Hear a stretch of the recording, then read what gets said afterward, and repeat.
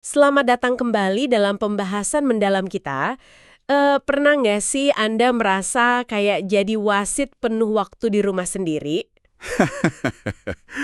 Ya pasti, sering ya. Melerai perebutan mainan yang kayaknya nggak ada habisnya, nenangin anak yang merasa ditinggalkan temennya, atau mencoba menengahi pertengkaran saudara kandung yang rasanya nggak kelar-kelar gitu. Betul, betul.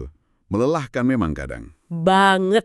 Kalau Anda ngalamin ini, Anda nggak sendirian kok. Beneran bisa bikin capek ya. Tentu saja. Interaksi antar anak itu ya baik sama teman atau saudara kandung, emang penuh dinamika. Tapi, justru disinilah kesempatan belajar yang luar biasa penting buat perkembangan mereka. Ini kayak laboratorium sosial pertama mereka lah. Laboratorium sosial. Oh, saya suka istilah itu. Pas banget. Jadi kali ini kita mau menyelami dinamika hubungan anak dengan teman sebayahnya ya. Fokusnya gimana mereka belajar skill penting kayak fleksibilitas. Iya, fleksibilitas, terus gimana mengelola konflik secara sehat, dan mulai paham kalau orang lain itu punya pikiran dan perasaan beda. Nah, itu dia. Ini kan inti dari perkembangan sosial emosional mereka ya. Tepat. Jadi misi kita kali ini kita mau coba gali wawasan dari materi sumber kita, khususnya yang terinspirasi dari buku The 5 Principles of Parenting, buat memahami kompleksitas ini gitu. Kita akan lihat gimana Anda sebagai orang tua bisa jadi pemandu yang efektif. Bukan sekedar pemadam kebakaran ya. Kalau pas ada api konflik. Haha, iya, benar. Bukan cuma itu. Oke, kita bakal sentuh beberapa konsep kunci nih. Kayak kerangka balance buat orang tua, terus pentingnya validasi perasaan bukan langsung benerin masalahnya, terus juga strategi resolusi konflik yang konstruktif. Sama bahaya laten dari membanding-bandingkan anak, itu penting banget. Dan satu lagi, konsep prepare atau perbaikan setelah konflik. Ini kayak tindakan sadar buat nyambungin lagi hubungan setelah ada ketegangan. Repair, oke dicatat. Dan buat Anda nih, para pendengar, kami tahu ini bukan teori doang ya. Ini kan realitas sehari-hari. Tujuan kita bukan nambahin to-do list lagi yang bikin stres, tapi lebih ke nawarin perspektif sama alat praktis. Semoga bisa meringankan beban lah. Ingat ya, tujuannya bukan kesempurnaan, tapi pendekatan yang cukup baik aja. Yang lebih sering berhasil daripada gagal. Itu udah bagus banget. Betul sekali. Oke, mari kita mulai dari hubungan yang paling intens nih, biasanya buat banyak anak. Saudara kandung.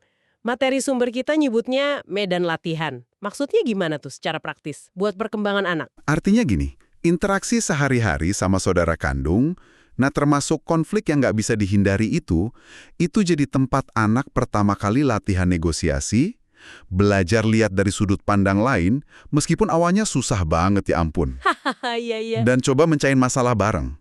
Ini fondasi penting loh buat hubungan sosial mereka nanti di luar rumah. Tapi ada sisi lainnya juga kan. Kalau pola interaksinya di rumah cenderung negatif, misalnya maksa banget atau agresif, itu bisa nular nggak sih ke cara mereka sama teman-temannya? Betul sekali. Pola yang kebentuk di laboratorium rumah ini sering jadi cetak biru gitu. Jadi template buat interaksi di tempat lain.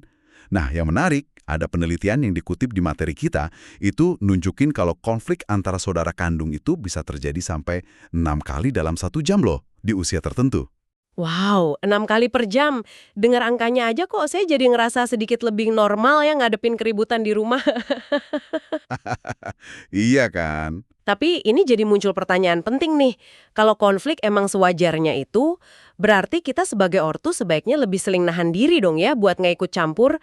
Gimana kita tahu kapan harus turun tangan, kapan biarin aja mereka belajar nyelesain sendiri? Nah, itu pertanyaan krusial banget. Perspektif yang ditawarin itu, ya sebagian besar konflik kecil itu emang bagian dari proses belajar mereka. Jadi membiarkan mereka coba dan mungkin gagal, ya nyelesain sendiri itu ada nilainya. Oke. Intervensi orang tua jadi penting kalau, 1, intensitasnya tinggi banget. 2, ada risiko bahaya fisik atau emosional yang nyata. Atau 3, kalau Anda lihat salah satu atau kedua anak tuh bener-bener macet, nggak bisa pakai strategi coping mereka sama sekali, dan situasinya jadi destruktif. Oke, jadi ada batasannya ya, kapan kita perlu masuk. Ini nyambung nih ke salah satu jebakan orang tua yang sering disorot. Banding-bandingin anak. Lihat tuh kakakmu dia bisa tenang, atau ngasih label kayak si pembuat masalah versus si anak manis. Kenapa sih ini dianggap ngerusak banget? Karena perbandingan sama label kayak gitu tuh ngirim pesan yang bahaya banget. Seolah-olah cinta orang tua itu bersyarat, terbatas, atau bisa diukur gitu. Ini bisa ngerusak rasa berharga anak dan, ya ampun, bisa meracuni hubungan antar saudara. Iya juga ya. Tiap anak kan perlu merasa dicintai karena keunikannya dia, bukan karena dia lebih baik atau sama baiknya sama saudaranya. Bahkan celetukan spontan pas kita lagi marah kayak, kamu persis deh papamu kalau lagi keras kepala. Kalau nadanya negatif, itu bisa nyakitin banget dan susah dilupain loh. Aduh iya ya, harus hati-hati banget berarti sama ucapan kita. Nah terus gimana soal perasaan-perasaan sulit yang sering muncul? Kayak cemburu sama adik baru, atau ngerasa diabaikan teman, kecewa nggak diajak main. Pendekatan yang disaranin kan validasi perasaan dulu ya, bukan langsung nawarin solusi atau malah nyangkal perasaannya. Tapi ini kadang susah loh dilapuin pas lagi riweh. Kuncinya gimana biar validasi ini efektif? Kuncinya itu nahan dorongan buat memperbaiki atau menyangkal perasaan anak. Validasi itu bukan berarti kita setuju sama perilakunya ya, yang mungkin nyertain perasaan itu, tapi kita mengakui kalau perasaannya itu sendiri nyata dan boleh dirasain. Oh oke, jadi bedain perasaan sama perilaku ya. Betul. Jadi daripada bilang, nggak mungkin kamu benci adikmu. Coba deh bilang, Mama Papa denger kamu lagi kesal banget sekarang. Pasti rasanya susah ya berbagi perhatian Mama Papa sama adik bayi. Pengakuan sederhana kayak gini aja tuh bisa nurunin tensi loh. Bisa buka pintu komunikasi juga. Jadi mengakui realitas internal mereka dulu ya, biar mereka merasa aman dan percaya. Saya juga tertarik sama ide praktis yang disebutin. Kasih jurnal kosong buat anak yang udah lebih gede, biar mereka bisa nuangin perasaan yang mungkin susah diucapin. Kayaknya ini bisa jadi wadah aman ya. Tepat sekali. Memberi ruang aman buat emosi, baik lewat kata-kata kita atau alat bantu kayak jurnal, itu fondasi penting. Ini bantu mereka belajar ngenalin dan akhirnya ngelola emosi mereka secara lebih sehat seiring waktu. Oke, jadi konflik itu normal, validasi perasaan itu kunci. Nah sekarang, gimana kita bantu mereka navigasi konflik secara konstruktif? Materi kita nyaranin perang orang tua lebih sebagai mediator daripada hakim. Gimana tuh praktiknya? Bedanya apa sih? Kalau hakim kan peranannya nentuin siapa salah, siapa benar, terus ngasih konsekuensi, gitu kan? Iya. Nah, kalau mediator, fokusnya lebih ke proses komunikasinya dan pemahaman bersama. Caranya bisa dimulai dengan observasi netral aja. Mama Papa, lihat tadi mainan itu pindah tangan cepat banget. Terus undang masing-masing anak buat cerita apa yang terjadi dari sudut pandang mereka. Bukan nanya siapa yang mulai duluan. Oke. Jadi fokus ke perspektif masing-masing dulu, terus mendorong mereka buat coba pakai sepatu orang lain. Misalnya nanya, menurutmu kenapa ya adik temenmu kelihatan sedih atau marah? Atau apa ya yang mungkin dia rasain waktu kamu bilang gitu? Disebutin juga soal role playing main peran kalau anaknya mau. Ini beneran efektif emangnya? Bisa efektif banget, apalagi buat anak usia sekolah. Main peran itu bantu mereka secara konkret ngerasain perspektif lain. Tapi penting juga buat realistis. Ada kalanya kita sebagai orang tua nggak punya kapasitas, entah waktu atau energi, untuk mediasi mendalam. Nah iya tuh sering banget. Dan materi ini ngiyakinin kita kalau itu nggak apa-apa. Biarin mereka coba nyelesain sendiri. Selama aman ya, itu juga pilihan yang valid kok. Bagian dari proses belajar mereka juga. Wah ini melegakan banget dengernya. Terus gimana soal tattling atau ngadu? Ini kayaknya masalah klasik banget ya. Gimana kita bedain antara aduan sepele yang perlu mereka tanganin sendiri sama laporan serius yang memang butuh bantuan kita? Kuncinya ngajarin anak bedainnya. Kita bisa tanya ke diri sendiri dan ke anak. Ini masalah besar, ada yang luka, ada bahaya, ada ketidakadilan serius, atau masalah kecil, gangguan sepele, sesuatu yang bisa kamu coba selesain sendiri dulu. Tujuannya bukan buat ngabaikan anak ya, tapi memberdayakan mereka buat nyelesain masalah kecil sambil tetap tahu kalau kita siap bantu buat masalah besar. Oke, jadi ada semacam filter besar atau kecil ya? Menarik. Ada satu lagi strategi yang kedengerannya praktis banget. Do over atau ulang lagi. Gimana konsep ini bisa dipakai buat redain ketegangan dan langsung pindah ke repair perbaikan? Konsep do-over ini cerdas banget menurut saya. Karena dia motong siklus negatif dan nawarin kesempatan buat riset tanpa nyalahin siapa-siapa. Bayangin pagi hari lagi kacau nih, semua orang rewel. Sering terjadi itu, haha. Nah, Anda bisa bilang dengan nada ringan, sedikit main-main, wah, rasanya pagi ini dimulai dengan kaki yang salah ya. Gimana kalau kita puter ulang, bikin suara puter ulang lucu gitu. Oke, kita coba lagi. Siapa yang siap nyambut hari ini dengan senyum? Ini kan ngalihin energi dari nyalahin ke arah nyoba lagi dengan cara yang lebih baik. Ini bentuk repair yang konkret dan cepet banget. Wah ya, kebayang sih ini bisa langsung ubah suasana, dan tentu aja ya buat bisa ngelakuin semua ini mediasi, validasi, do-over, kita sebagai orang tua perlu dalam kondisi yang cukup tenang kan ya. Nah disinilah kerangka balance yang ditawarin jadi relevan ya. Bisa diingatin lagi langkah-langkahnya dan kenapa tiap langkah itu penting. Tentu. Balance ini kayak panduan internal buat kita, orang tua. Pas situasi lagi panas. Breathe. Bernapas ini penting buat nanangin sistem saraf kita sebelum bereaksi. Oke, B, breathe. Acknowledge baggage. Ini maksudnya sadar sama pemicu atau pola reaksi kita sendiri yang mungkin kebawa dari pengalaman dulu. A, acknowledge baggage. Lanjut. Let it go. Jangan langsung lompat ke kesimpulan negatif tentang anak atau situasi. L, let it go. Oke. Assess. Nilai situasi saat ini. Lihat apa yang beneran terjadi di depan mata, bukan yang ada di kepala kita aja. A lagi, assess. Sip. Notice. Perhatikan kondisi fisik emosi. Cek kondisi diri sendiri dan anak. Lagi lapar, capek, kewalahan. N, notice. Penting ini. Connect. Terhubung dengan anak. Prioritaskan hubungan di atas kebenaran atau kesalahan. C, connect. Terakhir, Engage.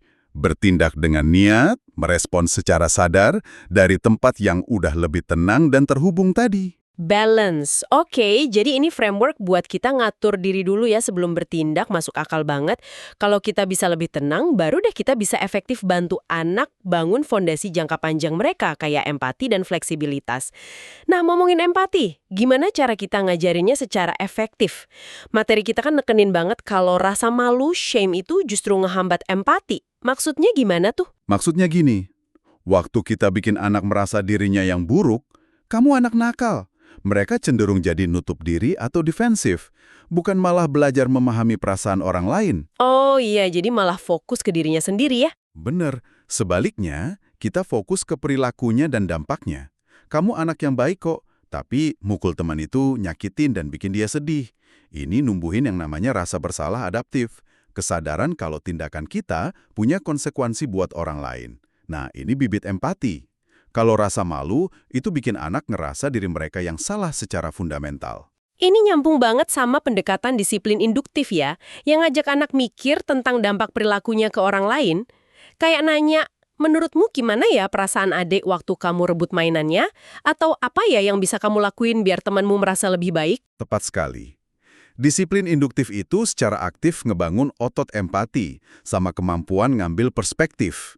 Ini juga hubungannya sama perkembangan theory of mind, pemahaman yang terus berkembang kalau orang lain tuh punya pikiran, perasaan, niat, dan sudut pandang yang beda dari kita.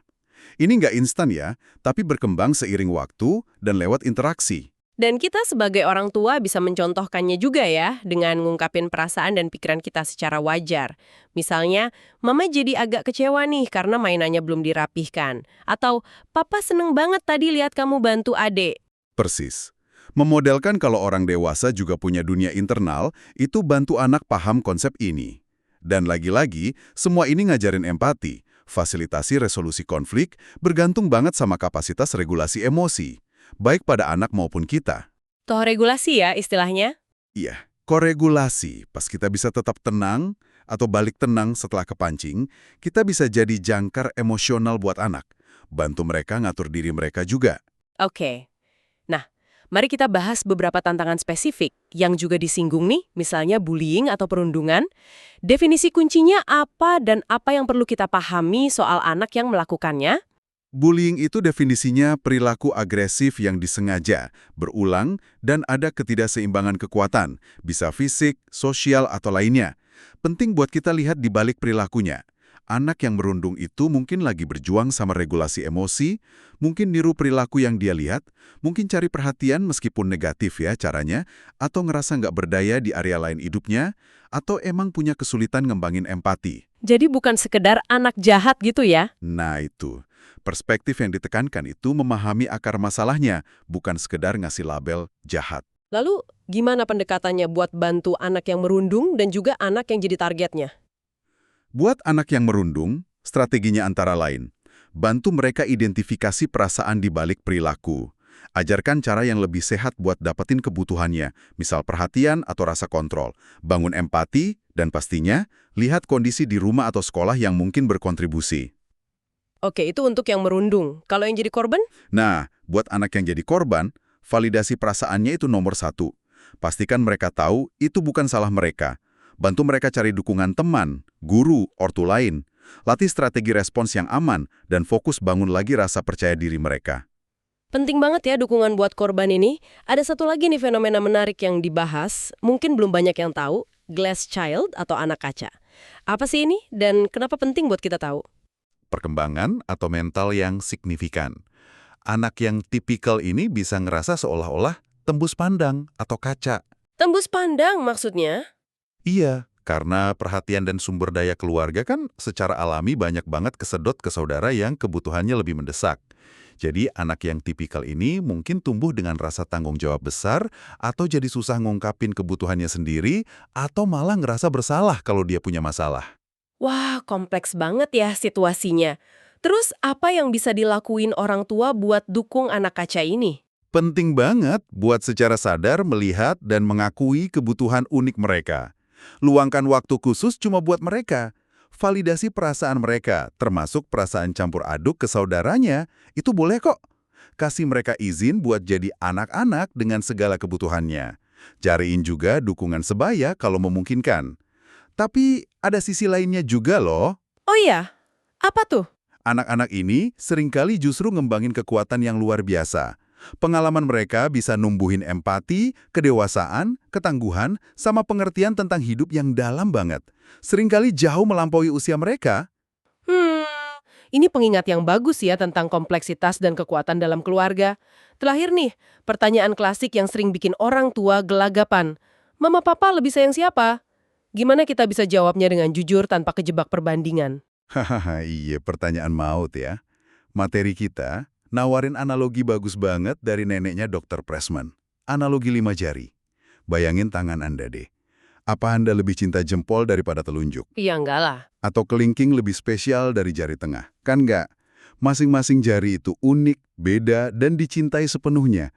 Cinta itu bukan kayak kue yang habis kalau dibagi. Cinta itu malah nambah. Fokusnya bukan ke kesetaraan ngasih hal yang sama persis, tapi ke keadilan dan keunikan. Ngasih apa yang dibutuhin masing-masing anak, dan mencintai keunikan mereka itu. Analogi 5 jari. Oke, itu bakal saya ingat. Jadi kalau kita rangkum nih ya, benang merah obrolan kita, konflik antar anak itu normal dan bagian penting dari medan latihan sosial mereka. Peran kita sebagai orang tua lebih ke geser dari hakim jadi mediator atau pemandu. Iya, betul. Keterampilan inti yang perlu kita bantu kembangin di anak dan di diri kita juga ya, itu regulasi emosi, empati, sama fleksibilitas dalam interaksi. Hindari banding-bandingin atau ngasih label.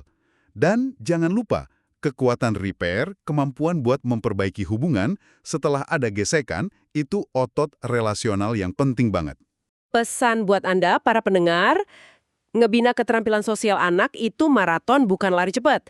Jadi fokus aja ke koneksi, pemahaman, sama kemajuan. Nggak usah ngejar sempurna. Prinsip lebih sering berhasil daripada enggak, itu udah bagus banget kok. Dan yang paling penting mungkin, kasih belas kasihan buat diri Anda sendiri dalam proses ini. Anda kan juga lagi belajar dan tumbuh bareng anak Anda. Setuju banget. Nah, sebagai pemikiran penutup nih buat Anda bawa pulang. Mengingat betapa fundamentalnya ya, skill resolusi konflik, empati, fleksibilitas ini buat perkembangan anak kita. Gimana kita sebagai orang dewasa bisa lebih sadar buat praktekin dan contohin ini nggak cuma ke anak kita, tapi dalam semua hubungan kita. Bukankah ini juga bagian dari pertumbuhan kita sendiri sebagai manusia? Iya kan? Nggak cuma sebagai orang tua aja. Wah, pertanyaan yang dalam banget tuh buat refleksi kita semua ya. Terima kasih banyak sudah menyimak pembahasan mendalam kita kali ini. Semoga ada nugget berharga yang bisa Anda bawa dan terapkan. Sampai jumpa di kesempatan berikutnya.